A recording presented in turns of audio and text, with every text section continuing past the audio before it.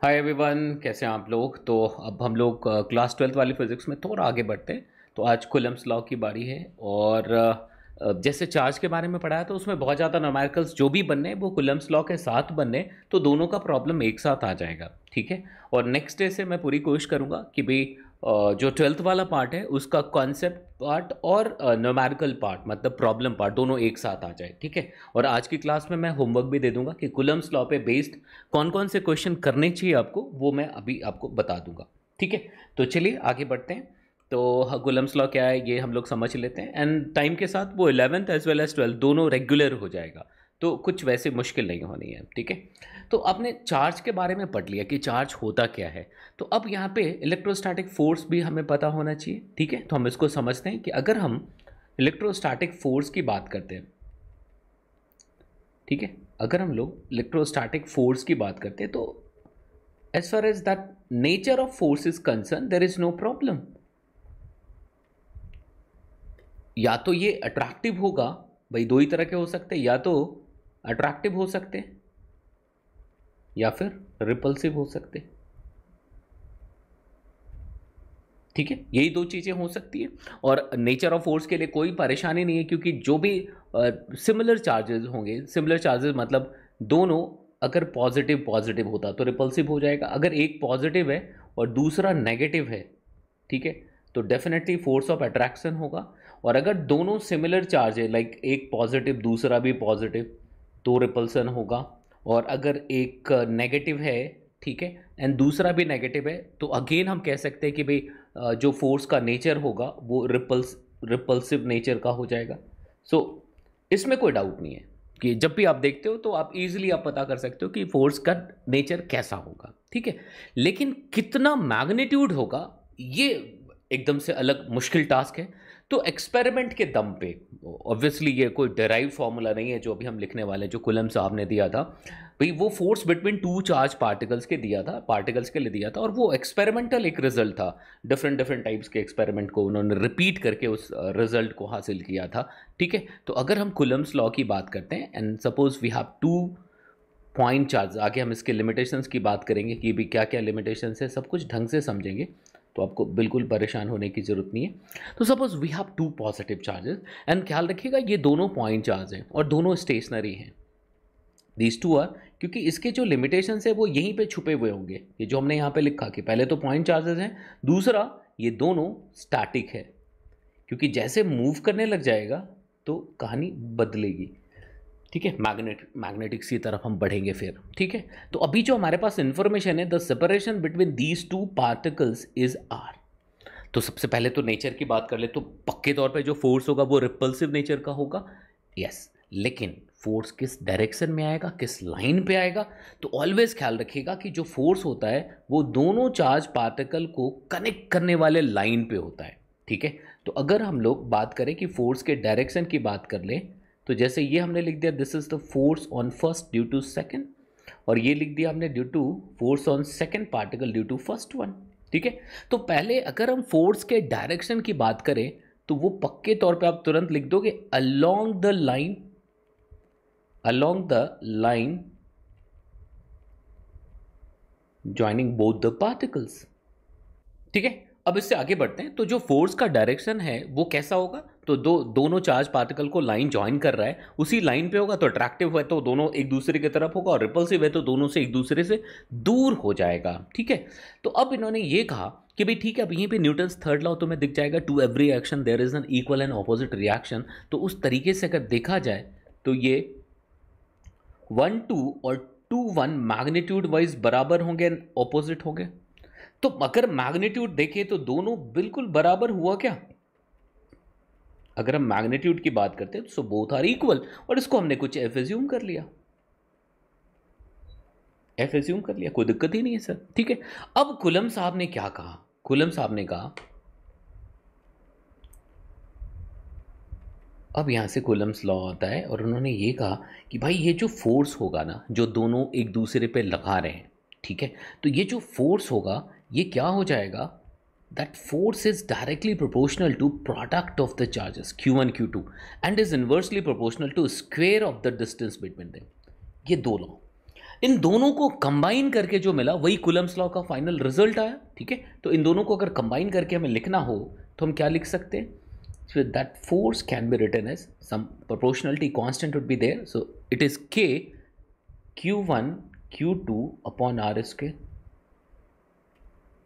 Proportionality constant हो गया sir. अब ये क्यों आया मैं सब कुछ समझाता हूँ, ठीक है। यहाँ तो बातें समझ आ रही कि अगर हमारे पास दो चार्ज पार्टिकल है तो दोनों एक दूसरे पे जो फोर्स लगा रहे होंगे इलेक्ट्रोस्टैटिक फोर्स, ये कूलम्ब लॉ ने सीधे सीधे बता दिया कि it would be K Q1 Q2 by R square. लेकिन ये जो फोर्स है F जो लिखा, समझिएगा, it is the net electrostatic force on the charge particle, मतलब किसी एक पे, सिस्टम पे बात करेंगे obviously net force is zero, तो net electrostatic force on the charge particle, किसी एक पे बात कर लो तो यही होगा, ठीक है भाई। तो अगर किसी एक की बात कर लो तो यही फोर्स होगा। अब अगर हम यहां से देखें इसका मतलब के क्यों आया? के तो भाई डिस्टेंस है, चार्ज है, सब कुछ इसको बिल्कुल वैसा ही होना चाहिए। के अगर लिखा है मतलब इसके बदलाव होने की भी गुंजाइश है, या फिर ये ग्रेविटेशनल कांस्टेंट जैसा यूनिवर्सल होगा। तो मैं इसको समझाता हूं। तो ये जो net electrostatic force on each particle आया, ये किन चीजों पे डिपेंड करता है? तो ये Q1 पे डिपेंड करता है, Q2 पे डिपेंड करता है, R पे डिपेंड करता है, and most importantly depends on the medium in which charges are placed. Charges are placed as well as the space between the charge particles, मतलब दोनों चार्ज कहाँ पे रखा हुआ है और दोनों के बीच में जो स्पेस है वो कहाँ, कैसा मीडियम वहाँ पे रखता है, उस पर भी डिपेंड करता है। उसकी बात करेंगे ऐसा क्यों लिखा हमने, ठीक है। तो यहाँ तक बातें समझ आ रही, कोई दिक्कत है किसी को? तो यहाँ तक दिक्कत नहीं होनी चाहिए। तो सबसे पहला पॉइंट अगर मैं लिखूँ, एक स्पेशल केस की तरफ जाऊँ, तो मैं ये कहूँगा कि पहला केस ये आया, when the system is in vacuum, when the system of particles are placed in the vacuum, the particles are placed in the vacuum और the free space, दोनों बातें लिखी जा सकती हैं, ठीक है। या फिर वो सीधे तौर पे कह सकते हैं फ्री स्पेस। ऑल्दो हम जो मीडियम के बारे में है, कैपेसिटर में भी डिटेल में पढ़ेंगे, लेकिन अभी भी मैं आपको बहुत भरपूर जानकारी जितना हो सकता है, अभी जब आपको इलेक्ट्रिक फील्ड नहीं पता है, कुछ भी नहीं पता है, फिर भी जितनी अंडरस्टैंडिंग आनी है वो मैं सभी समझा दूंगा, ठीक है। तो जब अगर ऐसा रखा तो जो हमारा फोर्स आएगा वो एक स्पेशल केस पे आ जाएगा, when we have these two particles and it is placed in a vacuum, मतलब बीच में कोई मटेरियल मीडियम नहीं है। तो देखिए हम ऐसा लिख सकते हैं कि इस पे भी फोर्स आया और इस पे भी फोर्स आया और दोनों पे इक्वल एंड ऑपोजिट आ गया। तो जो फोर्स F का मैग्नीट्यूड आया, अब हम इसको लिखेंगे 1/4 पाई एप्सिलॉन नॉट। हम एक स्पेशल केस की बात कर रहे हैं, Q1 Q2 upon R square. ये आपका फॉर्मूला हो गया जब वो दोनों चार्ज पार्टिकल एक साथ रखा होगा और फ्री स्पेस में रखा होगा, ठीक है, कोई भी डाइलेक्ट्रिक मीडियम जैसी चीज नहीं रखी है। तो अब देखो जो K था, जो प्रोपोर्शनलिटी कांस्टेंट की हम बार बार बात कर रहे थे, वो 1/4 पाई एप्सिलॉन नॉट हो गया। ये भी एक्सपेरिमेंटल एक आउटकम है। 4 पता है, पाई पता है, 1 के बारे में किसको नहीं पता है ना। अब हम एप्सिलॉन नॉट की बात करते हैं। तो अगर हम एप्सिलॉन नॉट की बात करेंगे, it is permittivity, it is known as permittivity. Permittivity क्या होता है कि भाई परमिटिविटी पे डिपेंड करेगा कि भाई हाँ, वहाँ पे अगर किसी चार्ज पार्टिकल किसी एक्सटर्नल फील्ड को रखा है तो वो एग्जैक्टली इफेक्टिवली कितना फोर्स अप्लाई कर रहा होगा, कितना इम्पैक्ट क्रिएट कर रहा होगा, ठीक है। तो permittivity of the free space और द वैक्यूम, ठीक है। तो अगर इसके वैल्यू की बात करें तो ये भी गिवन होता है और वैसे रटने की जरूरत नहीं है, बट वैसे याद हो ही जाता है।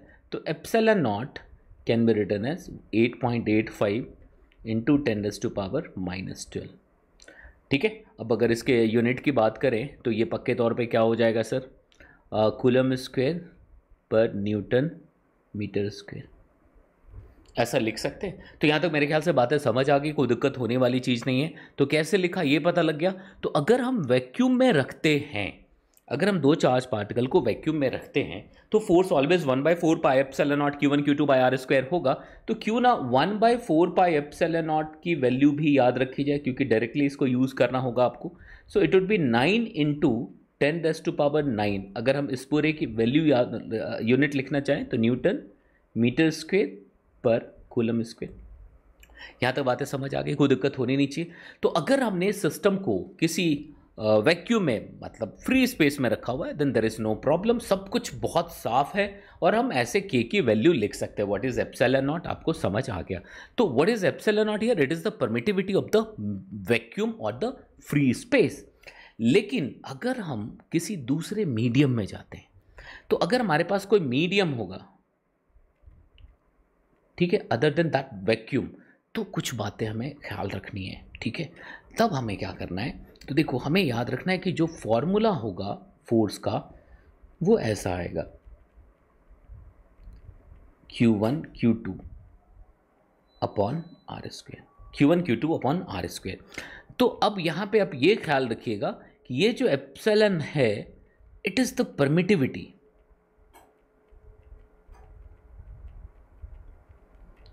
permittivity of that particular medium in which the system is placed. So permittivity of that medium, it is the permittivity of that medium in which the system is placed. ठीक है जी। लेकिन यहाँ पे एक अलग सी बात क्या देखने को मिलेगी आपको कि normally permittivity of the medium given नहीं होता है। ऑलवेज जो क्वेश्चन है या जो इन्फॉर्मेशन है वो रिलेटिव परमिटिविटी के साथ डील कर रहे होते हैं। ठीक है, तो अब आप क्या लिखोगे कि epsilon R, it can be written as epsilon upon epsilon naught. ठीक है, ये एक इंपॉर्टेंट फॉर्मूला है और जो बहुत जनरल टाइप का फॉर्मूला, जब भी हम रिलेटिव लिखते हैं, चाहे रिलेटिव डेंसिटी हो जाए या कुछ भी, वो इस तरह से ही लिखा जाता है। ठीक है, so what is this, this is the relative permittivity, this is relative permittivity, permittivity of the medium, of the medium. ठीक है, मुझे लगता नहीं कि यहां तक कोई भी दिक्कत होनी चाहिए। तो रिलेटिव परमिटिविटी कैसे निकालेंगे, तो हमें क्या लिखना पड़ेगा, this is the absolute permittivity, absolute permittivity of that medium. ठीक है, चलेगा, यहां से सीधा लिख दूं तो चल पड़ेगा। And what is epsilon nought, permittivity of vacuum. तो in most of the cases आपके पास रिलेटिव परमिटिविटी गिवन होगा, in most of the cases आपके पास रिलेटिव परमिटिविटी गिवन होता है। तो रिलेटिव परमिटिविटी गिवन होने का मतलब ये हो गया कि हम यहां से एब्सोल्यूट परमिटिविटी निकाल सकते हैं। So that absolute permittivity can be written as epsilon R into epsilon not.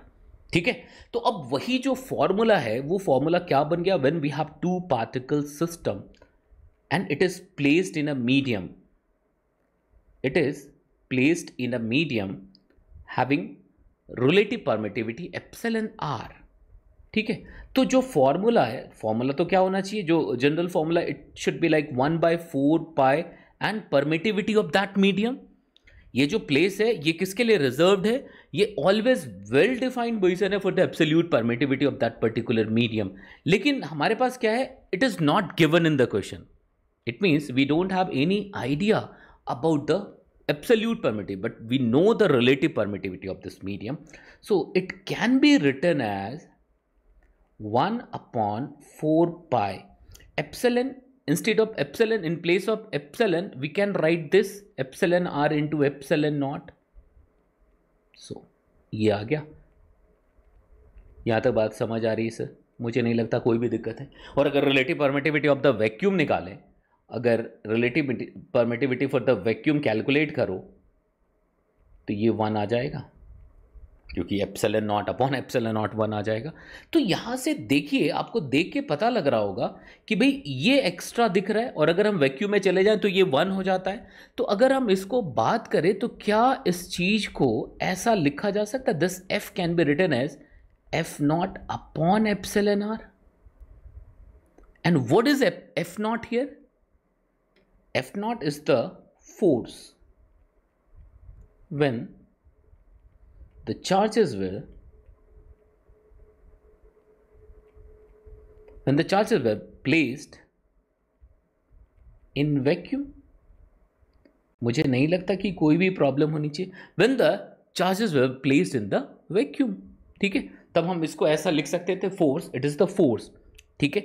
तो अब यहाँ पे देखो, अब हम लोग क्या बात कर रहे हैं, हम हमेशा बात कर रहे थे ये नेट फोर्स की बात करता है एफ।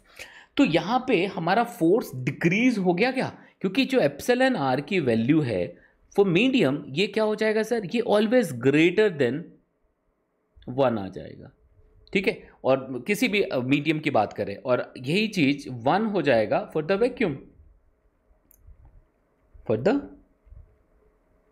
वैक्यूम, और किसी भी for any dielectric medium, for any जो मीडियम रखते हैं उसको हम डाइलेक्ट्रिक बोलते हैं। इसके बारे में कैपेसिटर में बहुत डिटेल में पढ़ेंगे, ठीक है। इन एनी डाइलेक्ट्रिक मीडियम ये क्या हो जाएगा, एप्सिलॉन आर ग्रेटर देन 1 आ जाएगा, ठीक है। अब मैं एक सिंपल सा सवाल पूछूंगा, उसके बाद इस कॉन्सेप्ट में क्लैरिटी आएगी। अभी देखो, अभी बस इन्फॉर्मेशन पता लगा है आपको कि भाई दूसरे मीडियम में जाके क्या होता है, तो आपको पता लग गया कि अच्छा अच्छा क्या करना चाहिए, फॉर्मूला क्या होना चाहिए, ये सब चीज़ आपको बिल्कुल बड़े ढंग से पता लग चुका है, इसमें कहीं से कोई डाउट नहीं है, ठीक है। अब अगर हम थोड़ा सा आगे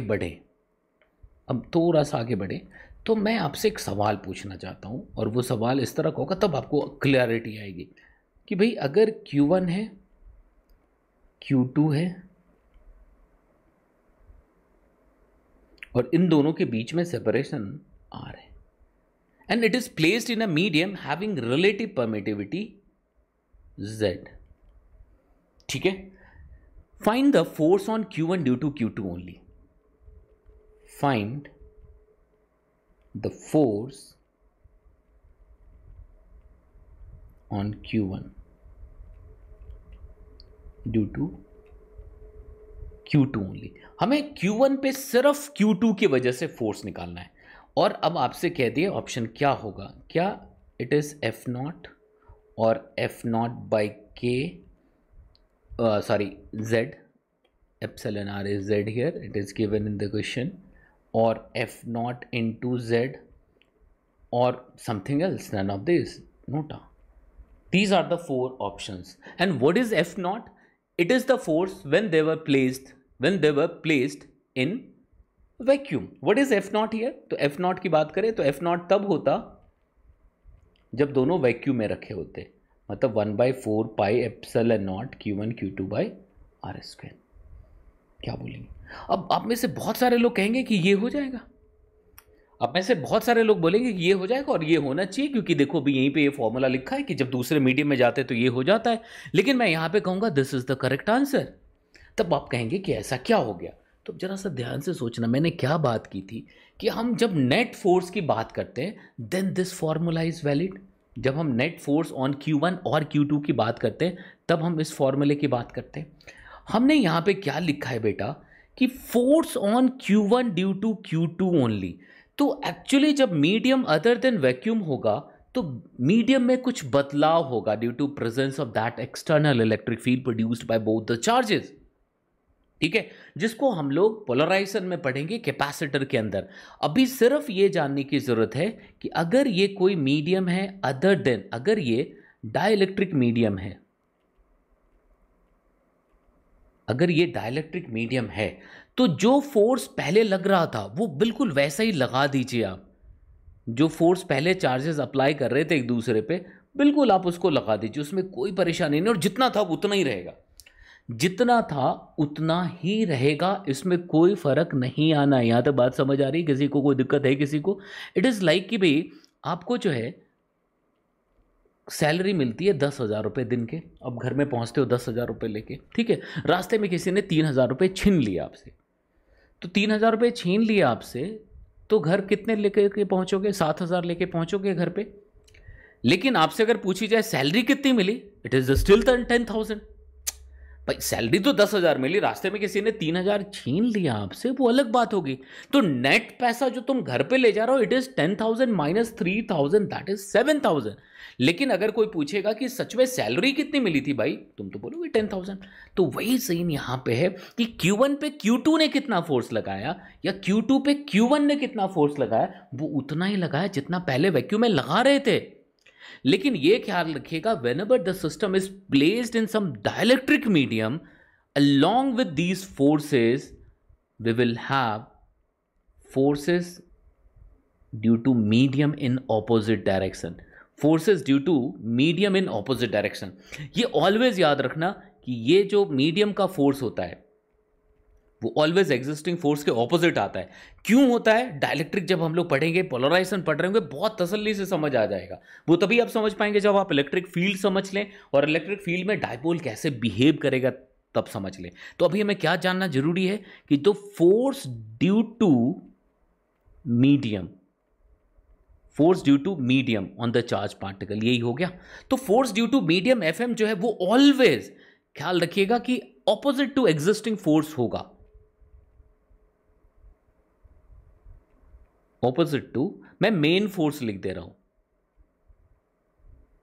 मेन फोर्स मतलब जो चार्ज अप्लाई कर रहा है, तो हमेशा ये ऑपोजिट टू दिस होगा। इसका मतलब ये हो गया बेटा, अगर इसका मतलब हम जानने की कोशिश करें, मतलब अब अगर हम बात करें कि F नेट अगर कितना हो जाएगा, तो तुम तुरंत लिख सकते हो, अगर F नेट की बात करें तो existing F minus F due to medium होगा। What is FM here? It is the force applied by medium, और ये नॉन जीरो है और हमेशा ऑपोजिट है उसके, अगर वो सिस्टम, तो ये F नेट डिक्रीज हो गया, और यही यहां से F नेट क्या हो जाता है? F not upon E relative हो जाता है, इसलिए ऑलवेज डिक्रीज हो रहा होता है। तो अगर यहां पे मेरा क्वेश्चन ये होता, instead of this find the net force on Q1 और Q2, so this would be the answer. ठीक है, लेकिन हमसे ये पूछा गया था कि find the force on Q1 due to Q2 और force on Q2 due to Q1, आप वही रखोगे जो पहले आ रहा था। मेरी बात समझ आई? मतलब बहुत सिंपल तरीका है कि अगर हमारे पास दो चार्ज पार्टिकल्स हैं, वो वैक्यूम में है, तो फोर्स लगा रहे होंगे, और फॉर्मूला क्या होगा उस फोर्स को लिखने का? K Q1 Q2 bye R², बस। लेकिन if the same system is placed in some other medium, the medium other than vacuum, then क्या होगा? फोर्स, नेट फोर्स बदल जाएगा। नेट फोर्स इनफैक्ट डिक्रीज हो जाएगा। क्यों डिक्रीज होगा? क्योंकि जो वैक्यूम की वजह से, वैक्यूम में रखे हुए, जब हमने उसको वैक्यूम में रखा था, तो जो दूसरे चार्ज की वजह से जो फोर्स आ रहा था, उसके बिल्कुल एग्जैक्टली ऑपोजिट डायरेक्शन में फोर्स एग्जिस्ट करता है। ठीक है, और वो नेट फोर्स को रिड्यूस कर देता है, और ये force due to polarisation in the medium आता है। ये जो मीडियम वाला फोर्स है, अगर इसकी बात जानने की कोशिश करेंगे तो ये कैसे आता है? Due to polarisation in the medium. इस बात का जरूर ख्याल रखिएगा, इस बात का जरूर ख्याल रखिएगा, जिसको हम लोग डिटेल में पढ़ेंगे जब हमारे पास when will have the idea about electric field and the dipole, तब हम लोग इसको बहुत ढंग से कर पाएंगे। ठीक है, अब हम लोग आगे बढ़ते हैं। यहाँ तक मेरे ख्याल से बातें समझ आ गई सबको, तो कोई परेशान होने वाला मामला बिल्कुल भी नहीं है। अब हम लोग आएंगे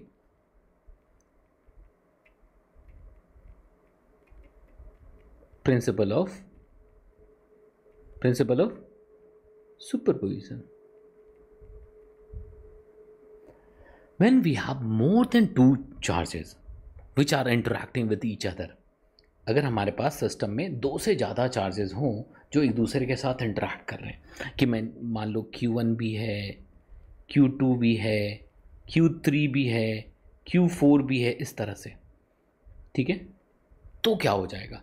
तब हमें क्या ख्याल रखना है कि देखो, प्रिंसिपल ऑफ सुपरपोजिशन ये कहता है कि अगर मान लो कि हमारा मेन जो फोकस पॉइंट है वो Q1 है, it means we have a task to find the net force on Q1, net electrostatic force on Q1. So this Q1 is interacting with Q3, Q4 as well as that Q2 simultaneously. तो अब हम यहाँ पे देखेंगे कि हम ऐसा सोचेंगे कि भाई there were only Q1 and Q2. ऐसा सोचो, सिस्टम कुछ इस तरह से, there were only two charges Q1 and Q2. तो क्या होता फोर्स Q1 पे? तो तुम कहते सर इधर Q1 पे F1 होता। फिर आप सोचो there were only two charges, that is Q1 and Q3। हम ऐसा सोचेंगे कि हमारे पास सिर्फ दो चार्जेस होते Q1 एंड Q3, तब किधर फोर्स होता बेटा, इधर होता, और कितना होता, F3। फिर हम सोचेंगे there were only two charges, that is Q1 and Q4। अब तुम्हें बात समझ आ रही कि एक कॉमन कौन सा चार्ज है, वो चार्ज रहेगा जिस पे हमें बार बार फोर्स, जिस पे नेट फोर्स निकालना है। अगर यही हमारा चार्ज Q4 होता तो हम यही काम Q4 के साथ कर रहे होते कि Q4 पे सब कौन कितना फोर्स लगा रहा है, तो हम क्या लिखते, अब सभी रिपल्सिव नेचर के हैं तो हम इसको F2 लिख देते हैं, चलेगा, या F4 लिख देते हैं, ठीक है जी। So we have these three forces acting on Q1। So principle of superposition क्या कहता है, वो ये कहता है कि नेट फोर्स ऑन Q1 जो होगा वो इन सब का वेक्टर सम होगा। जो Q1 पे नेट फोर्स होगा इन सभी फोर्सेस का नेट वेक्टर सम होगा। तो हम क्या लिखेंगे, F1 plus F2 plus F3। अभी मैं आपको कुछ होमवर्क दूंगा जिसमें पहले सॉल्व एग्जाम्पल SCB से होंगे, कुछ फिर अनसॉल्व होंगे, ठीक है। कल इस पे हम लोग डिफरेंट टाइप के अच्छे सवाल कर रहे होंगे, तो आप एक बार जैसे सॉल्व एग्जाम्पल वगैरह देख लोगे तो एक आइडिया डेवलप हो जाएगा। तो प्रिंसिपल ऑफ सुपरपोजिशन कुछ भी मुश्किल नहीं है। कहीं पे अगर मान लो एक ट्रायंगल है, ट्रायंगल के तीनों कॉर्नर्स पे चार्ज बिल्कुल जैसा ग्रेविटेशन में आप पढ़ते थे, तो यहाँ पे Q1 है, यहाँ पे Q2 है, यहाँ पे Q3 है। तो अगर Q3 पे फोर्स निकालना हो सिर्फ, तो तुम क्या कहोगे, भाई Q1 रिपल कर रहा होगा, भाई Q2 रिपल कर रहा होगा, और इन दोनों का जो वेक्टर सम होगा that would be the net force on Q3। बिल्कुल बात समझ आई, मुझे लगता नहीं कि कोई दिक्कत होनी चाहिए। अब अगर मान लो कि आपसे कह देगा कि एक Q1 चार्ज है, दूसरा Q2 चार्ज है, अब तीसरा चार्ज हम कहाँ पे रख दें, ये दोनों फिक्स चार्ज है, कि वो इक्विलिब्रियम में रहे, तो तुम तुरंत कहोगे कि सबसे पहले तो उनको इन दोनों लाइन पे ही रख, दोनों को ज्वाइन करने वाले लाइन पे रखना होगा। और सिंस दोनों ही पॉजिटिव चार्ज है तो तीसरा अगर पॉजिटिव चार्ज है उसको बीच में कहीं रखना होगा। तो अगर मैंने यहाँ पे रख दिया कि ये x है, तो ये क्या हो जाएगा, d-x हो जाएगा। तो अब क्या होगा, ये चार्ज इसको रिपल करेगा और ये चार्ज इसको रिपल करेगा। तो for the equilibrium of this charge Q, F1 must be equal to F2। मेरी बात समझ आई सर? अब अगर ऐसा हो जाए ना, एक पॉजिटिव है दूसरा नेगेटिव है, फिर हम तीसरे चार्ज को कहाँ पे रखें, तो अगर ये प्लस Q1 हो गया, दूसरा माइनस Q2 हो गया। अब कह रहा है कि where should we place a charge so that that charge would be in equilibrium. तो तुम क्या करोगे, बीच में रख नहीं सकते, बीच में रखेंगे ये रिपल करेगा, अट्रैक्ट करेगा, नेट फोर्स बहुत बढ़ जाएगा सर। तो हम क्या करेंगे, या तो यहां रख सकते या यहां रख सकते। If Q1 is greater than Q2, तो Q1 और Q2 के मैग्नीट्यूड, चार्ज के मैग्नीट्यूड, Q1 Q2 दोनों की वजह से लग रहे फोर्स के मैग्नीट्यूड को अगर बैलेंस करना है हमें, तो डेफिनेटली Q1 ज़्यादा है तो इससे दूर रख देंगे, तो हम यहाँ रख देंगे। अब देखो Q1 इसको रिपल करेगा और Q2 इसको अट्रैक्ट करेगा, फिर चांस बनता है कि दोनों पे नेट फोर्स जीरो हो जाए, ठीक है। तो ऐसे बहुत सारे सवाल अभी आपको होमवर्क में मिलने वाले हैं, ठीक है। कहीं पे आपको ऐसा दिख सकता है कि दो सिल्क थ्रेड हैं, ठीक है जी, और इन दोनों थ्रेड से दो चार्ज पार्टिकल्स बांध दिए गए, आइडेंटिकल चार्ज पार्टिकल्स बांध दिए। It means there is the weight of the charge particles as well, दोनों का वेट भी नीचे लग रहा होगा। तो ये mg हो गया भाई, ये भी mg हो गया, और दोनों एक दूसरे को रिपल कर रहे हैं। It means electrostatic force is there between them, और वो दोनों को एक दूसरे के से ज्वाइन करने वाले लाइन के अलॉन्ग होगा। अब आप देखो, क्यों ये दोनों पे पॉजिटिव चार्ज था इसलिए रिपल्सिव आ गया, तो देखो टेंशन आ जाएगा, यहाँ पे भी टेंशन आ गया। अब हम इक्विलिब्रियम है तो सीधे सीधे लॉज ऑफ मोशन यूज कर सकते, तो if this angle is theta it is also theta. तो अब मुझे लगता नहीं कि यहाँ पे कोई परेशानी आनी चाहिए। अब यहाँ से सीधे लिख से, अच्छा इसका कॉम्पोनेंट टी कॉस थीटा, तो क्या लिखेंगे, टी कॉस थीटा जो ऊपर आ गया, दिस फोर्स और this component of tension is balancing mg, and this component of the tension which is t sin theta is balancing that electrostatic force. If that system is in equilibrium, अगर वो system equilibrium है तो that t cos theta must be equal to mg and this t sin theta should be equal to f। और f लिखना बहुत मुश्किल नहीं है कि अगर l है थीटा है तो हम ये डिस्टेंस बड़े आराम से निकाल सकते हैं d। तो F की बात करोगे तो कूलम्स लॉ यूज कर सकते हैं, system is placed in the vacuum, so it would B 1/4 pi epsilon not Q1 Q2। तो ये देखो दोनों आइडेंटिकल चार्ज है तो हमने क्या लिखना है क्यू स्क्वायर। अगर दोनों डिफरेंट चार्ज है तब भी एंगल बिल्कुल बराबर बनेगा। इस पर बहुत सारे क्वेश्चन हमें एसबीटी के अंदर मिलने वाले हैं अभी। सो ये ठीक है। तो मुझे लगता है ना कि कुलम्स लॉ में किसी भी बच्चे को कोई भी दिक्कत होगी, what is principal of superposition ये समझ आ गया। एंड पोलराइजेशन हम लोग पढ़ेंगे जब when we'll have the idea about electric field and dipole और कैसे डायपोल बिहेव करता है in presence of electric field.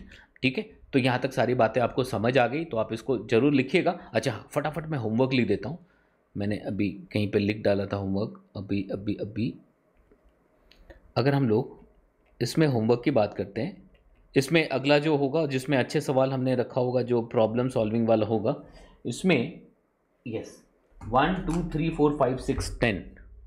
सो 1 2 3 4 5 6 10 ये वर्कड आउट एग्जाम्पल है। ठीक है, कौन से बुक से? तो HCV से। और इसी में अनसॉल्व जो करना है 1 to 32 ऑल क्वेश्चंस, सब ट्राई करिएगा 1 to 32 ऑल क्वेश्चंस। उसमें इक्विलिब्रियम लग रहा होगा, न्यूटन्स लॉ लग रहा होगा, फोर्स आप यहाँ से लिख रहे होंगे, कहीं रफ सरफेस लग रहा होगा, कहीं टेंशन निकालना होगा, कुछ इस तरह से चीज़ें होंगी। ठीक है, तो चलिए वापस आपसे मुलाकात होती है। देखिए मैं अपनी तरफ से पूरी कोशिश कर रहा हूँ, पूरी ईमानदारी बरत रहा हूँ, मैं ऑनेस्ट हूँ सब्जेक्ट डिलीवर करने में, कहीं कोई इफ़ बट नहीं है, कुछ छुपाना है, कुछ बताना है, कुछ कोट लगाना है। ठीक है, तो अपना ध्यान रखिएगा और आप पढ़ते रहिए, अपने पे भरोसा करिए, काम हो जाएगा। ठीक है तो चलिए शेयर लाइक कर दीजिएगा अगर कर सकते हैं। ठीक है, और आपके कमेंट का हमेशा हमें इंतज़ार रहता है। ठीक है, फिर मिलते हैं आपसे। Okay, thank you.